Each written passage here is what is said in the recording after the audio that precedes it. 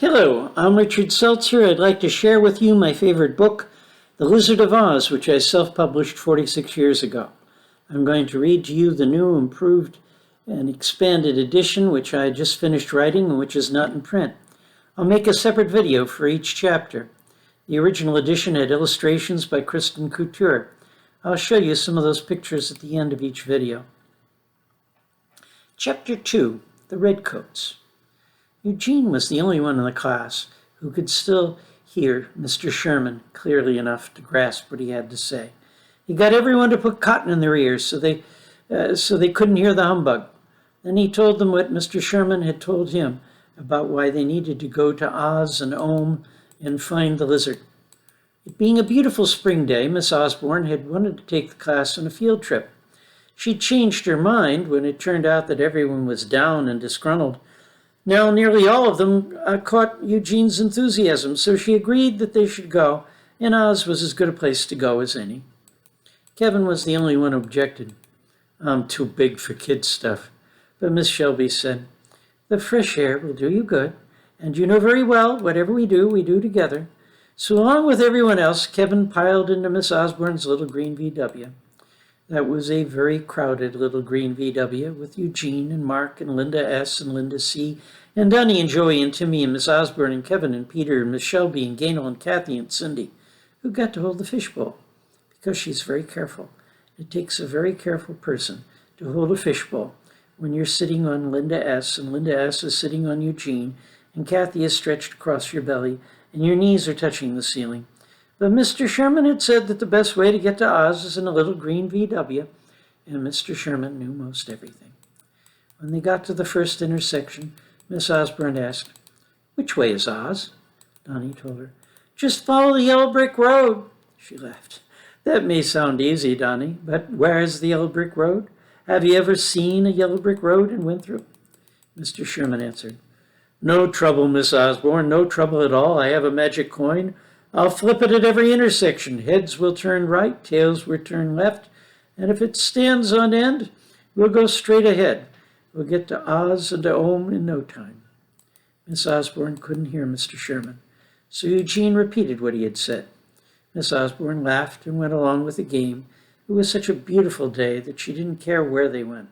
Soon they were blocks and blocks away from school, and nobody knew where they were except Mr. Sherman, who told Eugene, who told everyone, and Miss Shelby gave the class a geography lesson.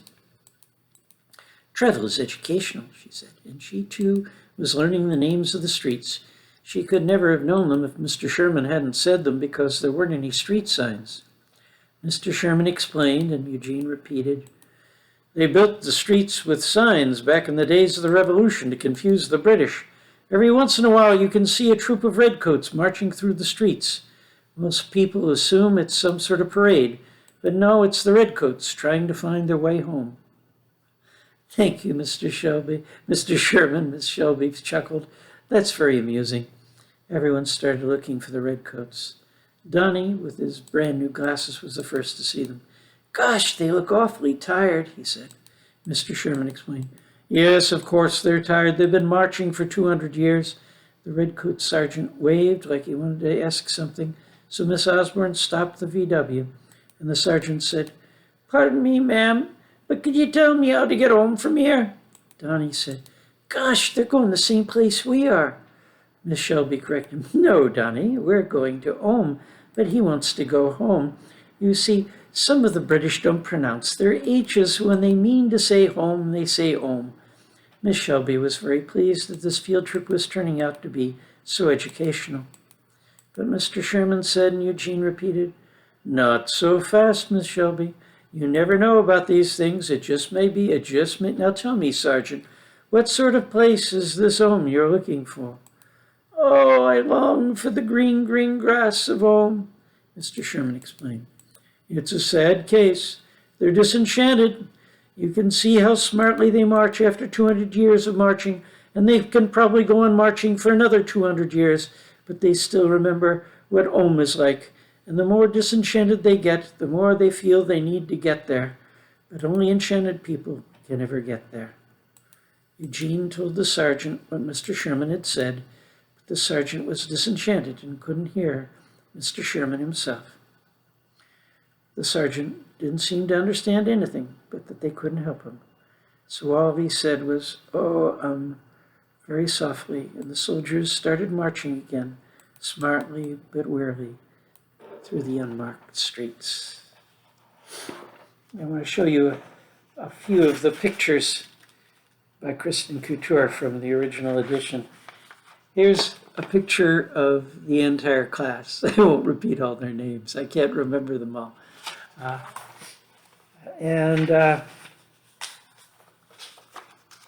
Here are the Redcoats, very, very sad as they march through the streets of Winthrop. I hope you enjoyed this chapter. Please watch the rest of the story.